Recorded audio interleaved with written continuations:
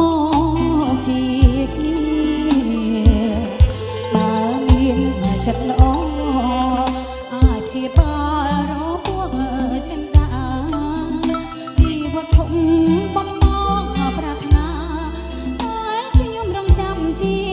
យូរមកហើយអ្នកណាក៏ដោយអើយតែស្មងខ្ញុំមិនប្រកាន់ជាអ្នកណាក៏មិនសំខាន់តែសំខាន់គឺចិត្តភក្តីរូបមានសំផទ្រព្យសម្បត្តិមានប្រយោជន៍អ្វីបើស្នេហាខ្វះចិត្តប្រណីក៏គ្មានថ្ងៃរករើយសុខបានរឿងស្នេហ៍ដែលកន្លងសែនជូរចាប់ព្រោះជួបនឹងចិត្តសាមញ្ញសំណាងមិនល្អជួបតែរឿងរ៉ាវរំខានស្នេហ៍បាំងមនុស្សចិត្តព្រានបំផ្លាញជីវិត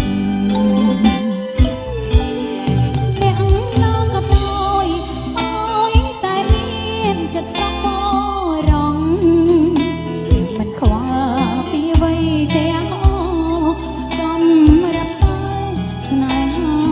មួយពិតអូនបូជាការអត់មានស្ដាយជូនប្រមិត្តដើម្បីស្នងចិត្តបរិសុទ្ធដែលអូនតែងសូបិនប្រាថ្នា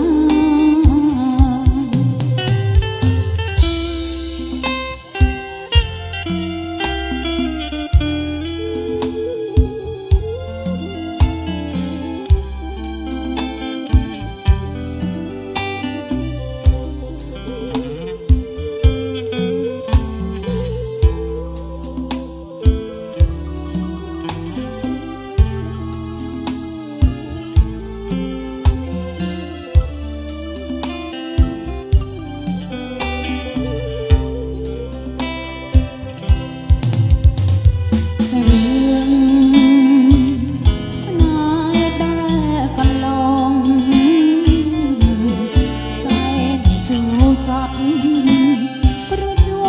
បនឹងចិត្តសាមញ្ញសំណាងមិនល្អជួបតែរឿងរ៉ាវរំខានស្នេហ៍បាំងមនុស្សចិត្តព្រានបំផ្លាញជីវិតអ្នកណាក៏ដោយអើយតែមានចិត្តសប្បុរសខ្ញុំមិនខ្វល់ពីអ្វីទាំងអស់សម្រាប់តែស្នេហាមួយពិតអូនបូជាការអត់មានស្ដាយជូនប្រមិត្តដើម្បីស្នងចិត្តបរិសុទ្ធដែលអូនតែងសូបិនប្រាថ្នា